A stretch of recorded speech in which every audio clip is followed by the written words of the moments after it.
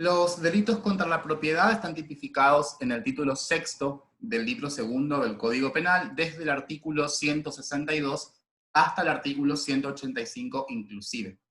Vamos a hacer algunas precisiones respecto del término propiedad, puesto que aquí propiedad no debe entenderse como sinónimo del dominio, como derecho real. Debemos entender aquí el término propiedad con el alcance del artículo 17 de la Constitución Nacional, esto es, la suma de derechos patrimoniales en cabeza de una persona y también de ciertos hechos como lo es la simple tenencia. La Corte Suprema de Justicia de la Nación ha entendido en esta materia que la propiedad es comprensiva de todo el patrimonio, incluyendo los derechos reales y personales, todos los intereses apreciables de una persona fuera de sí misma, fuera de su vida y fuera de su libertad. La denominación de este título ha sido objeto de varias críticas, puesto que existen ciertos delitos en los cuales no hay una verdadera afectación a la propiedad. Vamos a tomar aquí, por ejemplo, el denominado delito de hurto impropio, que en nuestro Código Penal aparece tipificado en el capítulo de las defraudaciones. En el delito de hurto impropio, el autor es el propietario de la cosa, es decir, para ser autor de hurto impropio hay que ser el dueño de la cosa. El mismo propietario de la cosa la sustrae de quien la tiene legítimamente en su poder, con lo cual mal podría hablarse aquí de una lesión a la propiedad, porque es el propio dueño el que está sustrayendo la cosa. El ejemplo más claro para explicar el delito de hurto impropio se da cuando una persona manda a reparar su computadora, el técnico lleva a cabo el arreglo, pero el dueño de la computadora no tiene el dinero para pagar el arreglo. Y entonces un día va y sustrae la cosa, sustrae la computadora, a pesar de que el técnico tiene el derecho de retención, tiene el derecho de retener la computadora hasta que se le pague lo adeudado en razón del arreglo. Entonces, allí aparecería el delito de hurto impropio, cuando el dueño sustrae la cosa mueble de quien la tiene legítimamente en su poder. Y en este caso no podríamos hablar de una lesión a la propiedad, porque es el propio dueño el que está sustrayendo la cosa mueble. Es por este motivo que la doctrina penal en general prefiere hablar de delitos contra el patrimonio o delitos patrimoniales, ya que estas son expresiones más comprensivas de lo que se protege en este título, ya que abarcaría no solamente a la propiedad, sino también a otros hechos como la tenencia y además también comprendería al ejercicio de los derechos reales. Vamos a ver que existe un delito denominado de usurpación, donde lo que se afecta son es el ejercicio de determinados derechos reales sobre inmuebles. Vamos a comenzar el análisis de los delitos contra la propiedad por el delito de hurto, que está tipificado en el artículo 162 del Código Penal, que dice: será reprimido con prisión de 1 mes a 2 años el que se apoderare ilegítimamente de una cosa mueble, total o parcialmente ajena. En el delito de hurto, el bien jurídico lesionado es en forma genérica la propiedad de las cosas muebles. Sin embargo, debe precisarse que lo específicamente afectado en el delito de hurto es la tenencia de las cosas muebles, que está comprendida dentro del concepto amplio de patrimonio. La tenencia como hecho. Lo que se afecta en el delito de hurto es la tenencia de las cosas muebles de cualquier persona, vamos a ver que acá va a estar incluido el ladrón, contra quienes no tienen derecho a tenerla. Un ejemplo nos va a ayudar a clarificar esta cuestión. El ladrón A sustrae la billetera del sujeto B.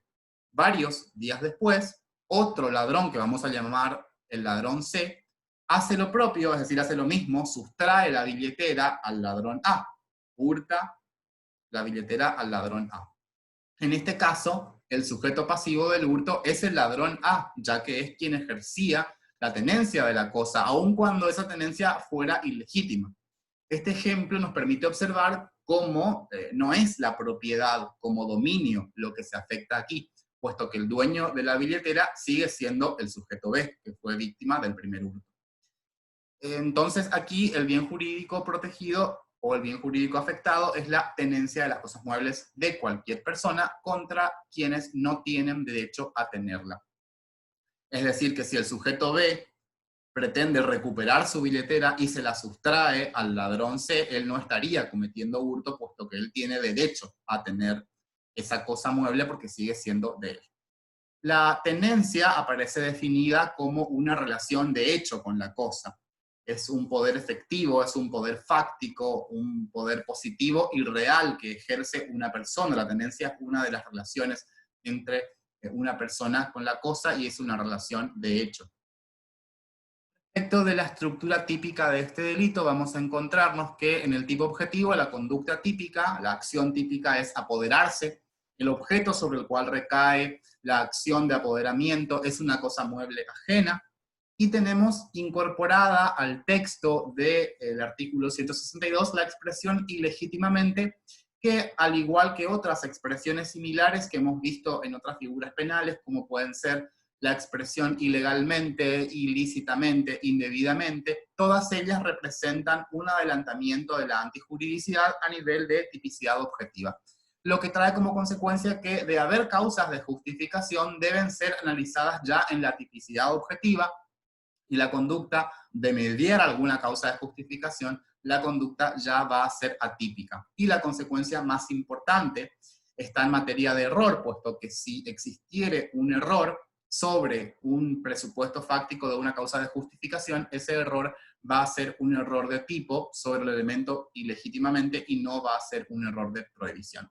A nivel subjetivo, el hurto es una figura dolosa que no exige de ningún elemento subjetivo especial, a diferencia de otras legislaciones comparadas donde se exige un elemento distinto que es el ánimo de lucro. En nuestra legislación eso no sucede, así que basta con el dolo como representación de los elementos del tipo objetivo.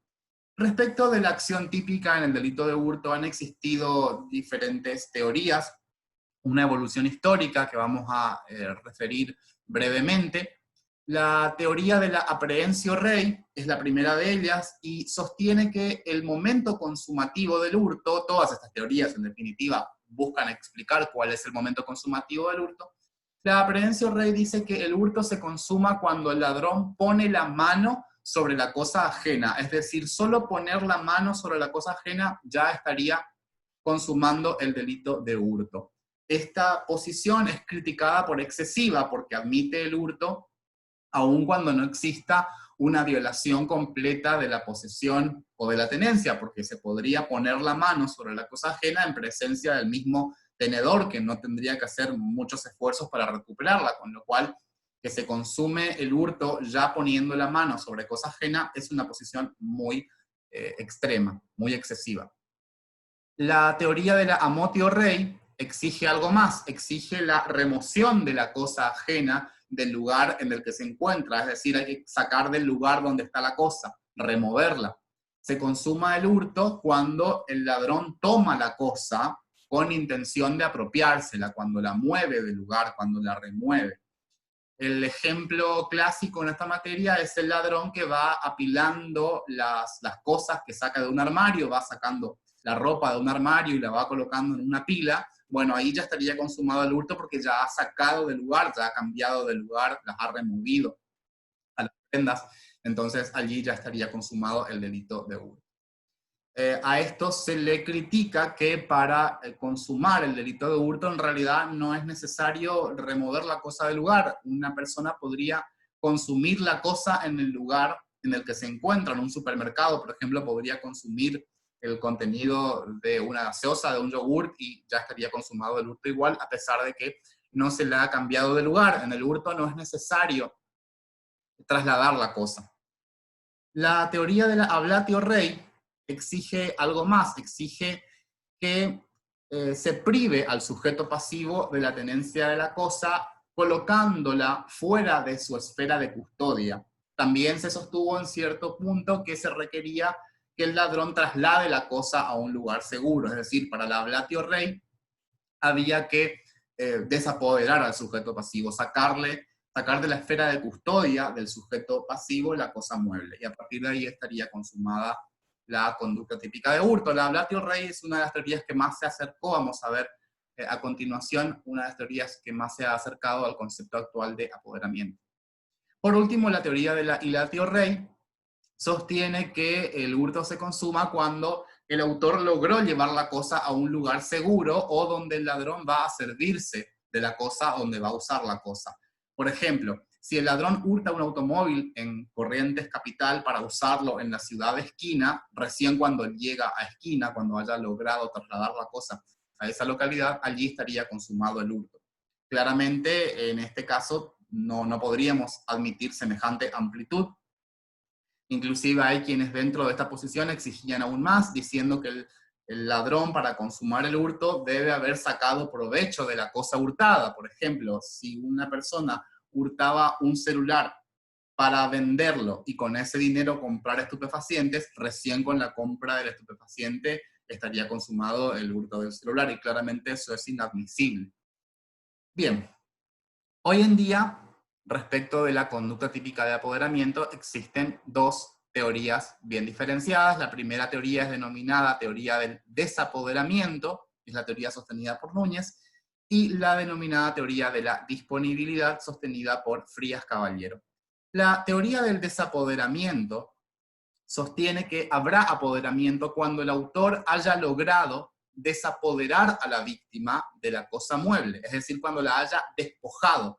Cuando el ladrón haya despojado a la víctima de la cosa mueble, allí estará consumado el delito de hurto. Entonces, hay apoderamiento para esta primera teoría cuando el autor haya despojado, desapoderado a la víctima de la cosa mueble con intención de apropiarse de ella. Entonces el hurto se consumaría tan pronto como un acto de apoderamiento del autor ha privado a otro de la posesión corporal de la cosa. ¿Y cuándo sucede esto? Cuando la cosa ya no es portada o conducida por la víctima, o cuando se ha sacado a esa cosa de la esfera de custodia del tenedor. Por ejemplo, el ladrón de carteras ya consuma el hurto cuando ha sacado la cosa de encima de su dueño, cuando ha hurtado la cartera y ya no es conducida la cartera por la víctima, ya la desapoderó, ya despojó a la víctima de la cartera. A partir de ahí ya estaría consumado el hurto para esta primera posición. La teoría de la disponibilidad, en cambio, va a exigir dos fases en el ámbito del apoderamiento. Exige, por una parte, la privación de la cosa, eso es común con la teoría del desapoderamiento, y además exige un segundo momento, que es la denominada toma efectiva de poder. Es decir, que el hurto exige el efectivo apoderamiento por parte del autor, no solamente el desapoderamiento. ¿Qué quiere decir el efectivo apoderamiento? La consolidación de un poder efectivo sobre la cosa. Es decir, que el autor tiene que haber gozado de la posibilidad de realizar actos de disposición, aunque sea por breves instantes. No basta con despojar a la víctima, sino que el autor tiene que haber logrado la posibilidad de realizar actos de disposición. Aunque no los realice, basta con la posibilidad de realizar esos actos de disposición. Entonces, se distinguen aquí claramente dos momentos o dos fases ejecutivas. Por una parte, la privación de la cosa, que implica el desapoderamiento, más la toma efectiva de poder, que es el propio apoderamiento. Con la privación se destruye la disponibilidad del sujeto pasivo. Con el desapoderamiento, que es el primer momento del hurto, se quita la esfera, mejor dicho, se quita la cosa de la esfera de custodia del tenedor. ¿Qué es la esfera de custodia? La esfera de custodia es el ámbito en el cual una persona ejerce actos de tenencia, de posesión o dominio. Es el lugar en el cual el tenedor puede disponer de ella, donde puede hacer efectivas sus facultades sobre la cosa. Y además se requiere el segundo momento, que es el apoderamiento propiamente dicho, que se da con la posibilidad de que el agente, que el autor, realice actos de disposición. En esta materia existe un ejemplo clásico en la doctrina penal, que es quien desapodera al tenedor de un pájaro que tienen encerrado en una jaula, y lo que hace el autor es abrir la jaula, logrando que el pájaro se escape volando. Bueno, esta conducta debe ser analizada en respecto de distintas variantes para poder tipificar correctamente esa conducta. Por ejemplo, si el autor perseguía apoderarse del pájaro abriendo la jaula, pero el pájaro huyó cuando abrió la misma, cuando abrió la reja, el pájaro aprovechó y se fue volando.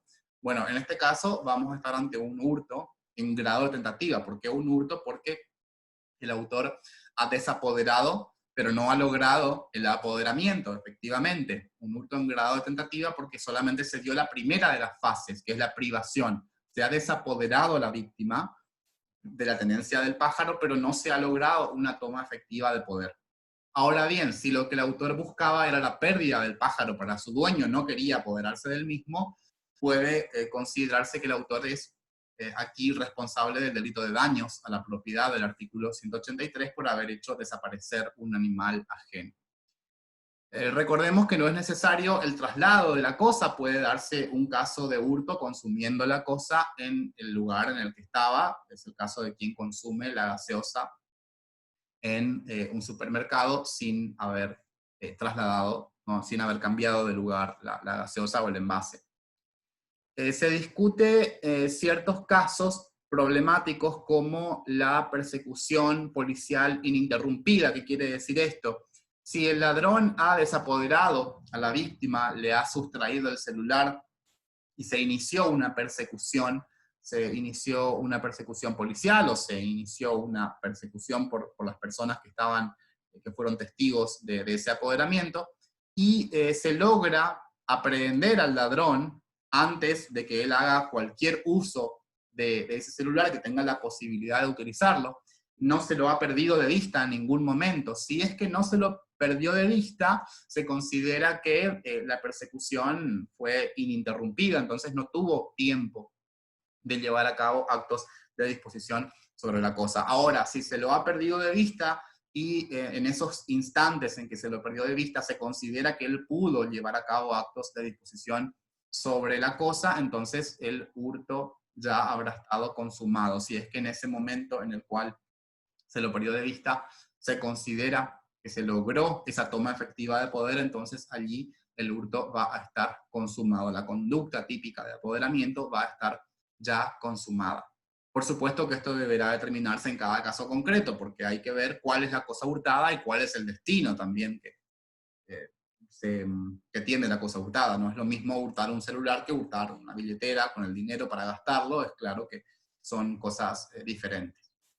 Bien, respecto de las diferencias entre el hurto y la estafa, en la estafa lo que sucede es que es la propia víctima la que lleva a cabo la disposición patrimonial perjudicial, producto de un error al que ha sido inducida por un ardid o engaño del autor. Y en la retención indebida, que también es una forma de defraudación, en los casos de retención indebida, el autor entra en posesión de la cosa en forma lícita.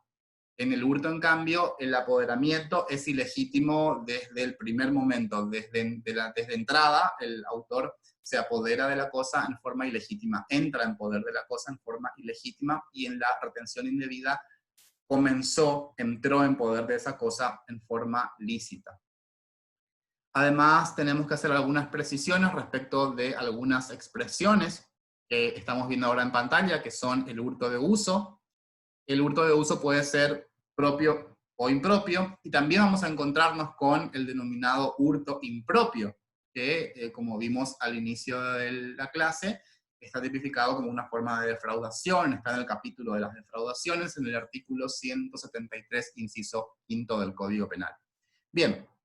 El hurto de uso, vamos a comenzar por el hurto de uso propio, es usar la cosa ilegítimamente. Es decir, el sujeto que tiene permiso para usar la cosa para determinadas actividades, utiliza la cosa sin permiso o más allá del permiso que tiene de parte del dueño de la cosa.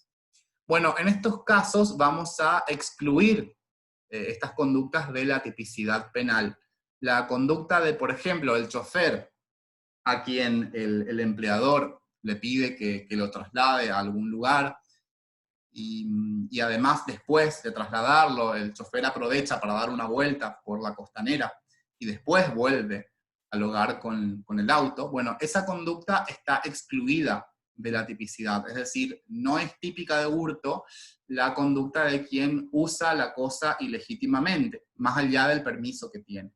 Bueno, entonces el hurto de uso propio se comete cuando el autor, detentando legítimamente la cosa, teniendo legítimamente la cosa, hace un uso abusivo de ella.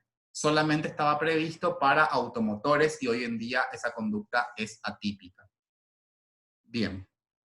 Por otra parte, el hurto de uso impropio sí es un supuesto de hurto. Esta sí es una conducta típica de hurto. El hurto de uso impropio se da cuando el autor se apodera ilegítimamente de la cosa con el fin de usarla y luego devolverla.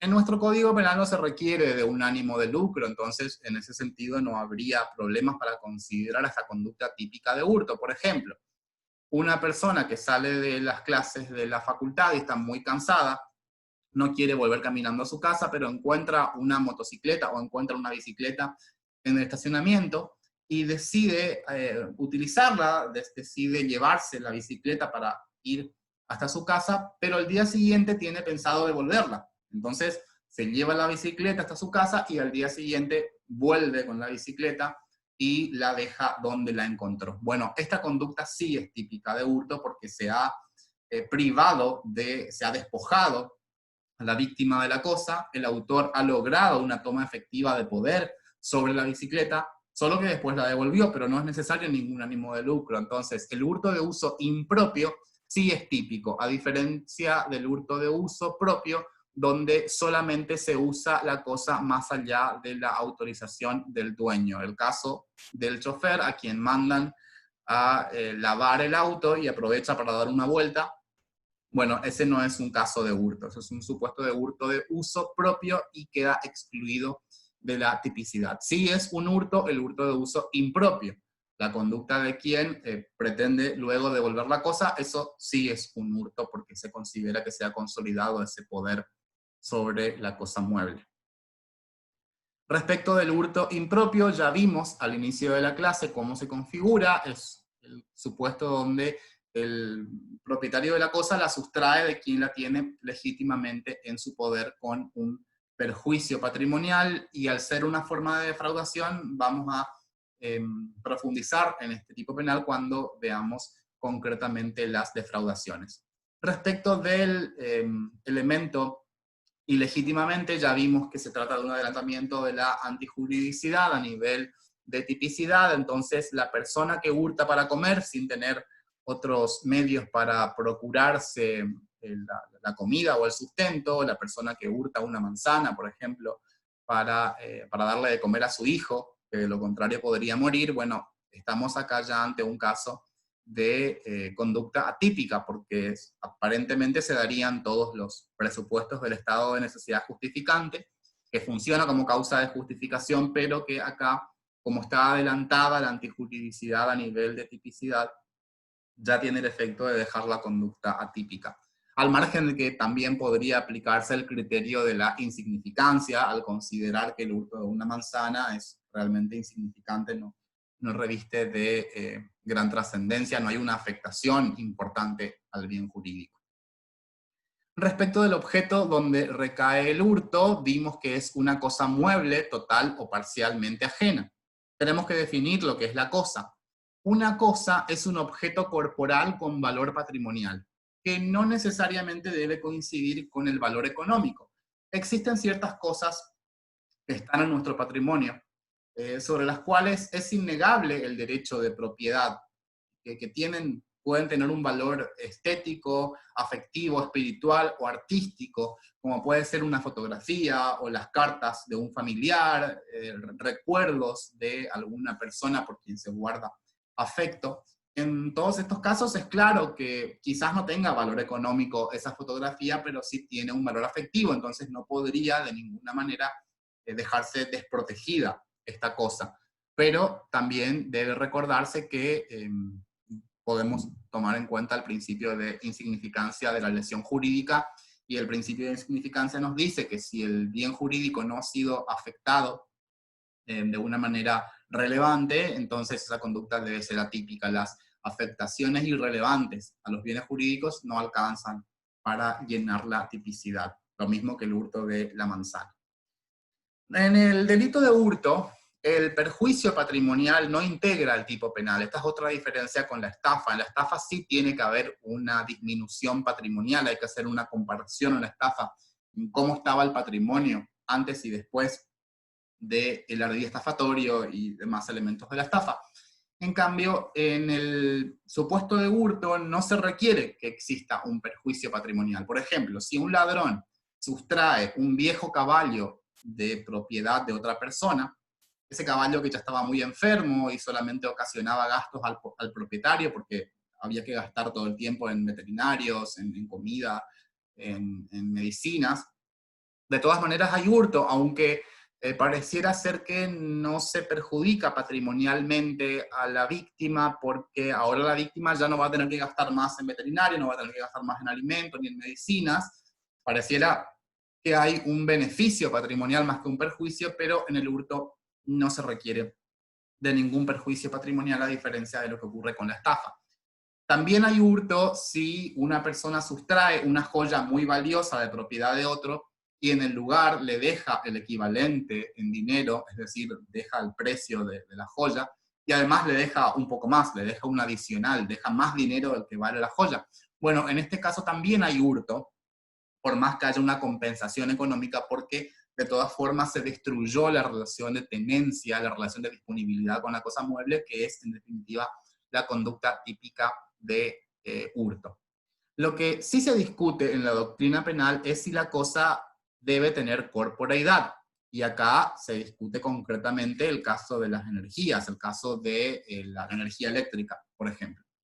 Bueno, respecto del elemento corporeidad, existen dos posiciones. Una primera posición que nos dice que debemos remitirnos al Código Civil y Comercial. El Código Civil y Comercial, en su artículo 16, nos dice que los bienes materiales se llaman cosas.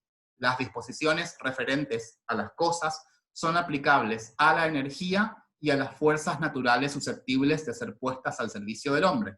Bueno, para esta primera posición dogmática, sería hurto la conducta de quien se apodera ilegítimamente de la energía eléctrica, el vecino, por ejemplo. Bueno, sería un supuesto de hurto. Respecto de este problema, también existe otra posición que dice que en realidad el derecho penal tiene autonomía conceptual y que el derecho penal no está incondicionalmente ligado a los preceptos y disposiciones del derecho civil. Es decir, el derecho civil tiene sus instituciones, tiene sus conceptos, pero no son trasladables automáticamente al derecho penal, y para que sea una cosa en los términos del derecho penal, la misma debe tener corporeidad, con lo cual no estarían incluidas las energías y demás fuerzas naturales susceptibles de ser puestas al servicio del hombre, a pesar de que sí están incluidas en el régimen de las cosas del derecho civil. Personalmente creo que la posición correcta es la segunda, ya que el derecho penal tiene autonomía conceptual. No es lo mismo el concepto de cosa del derecho civil que el concepto de cosa del derecho penal. Sería recomendable en este sentido que haya una reforma, si pretenden, por supuesto, que la energía sea susceptible de ser hurtada. Podría modificarse nuestro artículo 77, donde tenemos las definiciones aplicables al Código Penal. Podríamos, a partir de allí, hacer una extensión del concepto de cosa y se terminarían los problemas. De lo contrario, estaríamos en el ámbito de la analogía in malam partem, que sabemos que en derecho penal está prohibida. La cosa tiene que ser mueble. Una cosa es mueble cuando puede desplazarse, cuando puede ser desplazada de un lugar a otro, ya sea por sí misma o por una fuerza externa. Entonces, lo que da nota de mueble, lo que da la nota de cosa mueble, es la nota de, o la característica de transportabilidad. En el caso de la transportabilidad, vamos a encontrarnos con una diferencia o una divergencia conceptual de las cosas muebles en el derecho civil. Ya vimos anteriormente que no necesariamente el concepto de cosa del derecho civil sea trasladable al derecho penal. Y acá vamos a ver con más razón esta diferencia entre el concepto de cosa del derecho civil y el concepto de cosa del derecho penal. ¿Por qué? El derecho civil lleva a cabo una clasificación de los inmuebles que es diferente a lo que nosotros entendemos en el ámbito del derecho penal. Por ejemplo, en el artículo 226 del Código Civil y Comercial se definen los denominados inmuebles por accesión. Son inmuebles por accesión las cosas muebles que se encuentran inmovilizadas por su adhesión física al suelo con carácter perdurable. En este caso, los muebles forman un todo con el inmueble y no pueden ser objeto de un derecho separado sin la voluntad del propietario. Ese es el contenido del artículo 226. Bueno, entonces, hay ciertos objetos que el derecho civil va a considerar inmuebles por accesión. Una puerta, por ejemplo, es un inmueble por accesión. Sin embargo, la puerta puede ser trasladada, entonces para el derecho penal es una cosa mueble, con lo cual encontramos la mayor divergencia conceptual entre lo que es una cosa mueble para el derecho civil y lo que es una cosa mueble para el derecho penal. Vemos que hay inmuebles que el derecho penal considera muebles, ya que son transportables de un lugar a otro. Sucede lo mismo con el agua solamente puede ser hurtada si está separada del suelo, se puede hurtar el agua en recipientes, en vasijas, ahí sí se puede hurtar el agua. De lo contrario, las aguas que forman parte del cauce de un río, bueno, esos supuestos solamente pueden ser casos de usurpación de aguas, pero no pueden ser hurtadas las aguas ya que son inmuebles.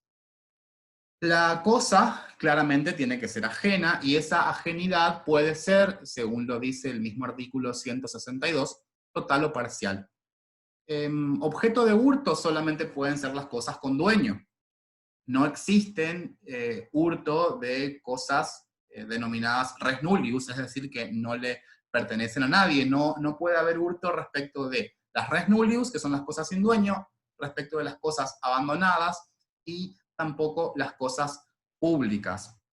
Tampoco las cosas perdidas pueden ser objeto de hurto, ya que en relación con las cosas perdidas debe aplicarse el artículo 175, inciso primero del Código Penal. También está contemplada la apropiación de cosa perdida como una forma de defraudación. No hay hurto porque no hay un ataque a una tenencia actual del dueño de la cosa. No hay un tenedor actual porque la cosa está perdida. Si la cosa se perdió, no hay tenencia actual del dueño o de un tercero. Entonces, en todo caso, lo que hay es una defraudación porque el sujeto se apropió de una cosa ajena que estaba circunstancialmente perdida. Por eso se entiende que respecto de las cosas perdidas no puede haber de ninguna manera hurto. Vimos que la ajenidad puede ser total o parcial. Parcial es cuando existen supuestos de condominio, es decir, que el sujeto es dueño de una parte ideal de la cosa, pero no de la totalidad de la cosa. Respecto de la autoría, no pueden ser autores, por supuesto, el propietario de la totalidad de la cosa. Si el sujeto es propietario del todo de la cosa, no puede ser autor de hurto. Y tampoco pueden ser autores de hurto los que detenten la tenencia legítima de la cosa. Es decir, los que tenían la cosa legítimamente, los que lograron la tenencia de la cosa, entraron en tenencia de la cosa en forma legítima, no pueden ser autores de hurto porque en el hurto de entrada ya el apoderamiento es ilegítimo. Sí puede configurar una conducta más grave, inclusive que el hurto, que es una defraudación, si una persona retiene indebidamente una cosa en cuyo poder ingresó en forma lícita. Sí podría ser una defraudación. Ahora bien, debe diferenciarse el supuesto del tenedor con los denominados servidores de la tenencia. Por ejemplo, un empleado que utiliza las cosas de su patrón, de su empleador, sí puede cometer hurto sobre las mismas. Por ejemplo, el chofer que puede utilizar el auto del empleador para llevar a cabo sus labores, él no es un tenedor, sino que es un mero servidor de la tenencia. Entonces, el chofer sí puede cometer hurto, sí puede hurtar esa cosa, porque no está en la tenencia de la cosa, sino que es más bien, él sirve a la tenencia de esas cosas. También puede darse por autoría inmediata, no habría ningún problema para la autoría inmediata en el caso del hurto. Y sujeto pasivo es cualquier persona que se encuentra en posesión o tenencia de la cosa. Vimos que está incluido el ladrón, vimos que en estos casos también se protege la tenencia del ladrón. En el hurto lo que se protege es la tenencia de las cosas muebles de cualquier persona contra cualquier persona que no tenga derecho a tenerla.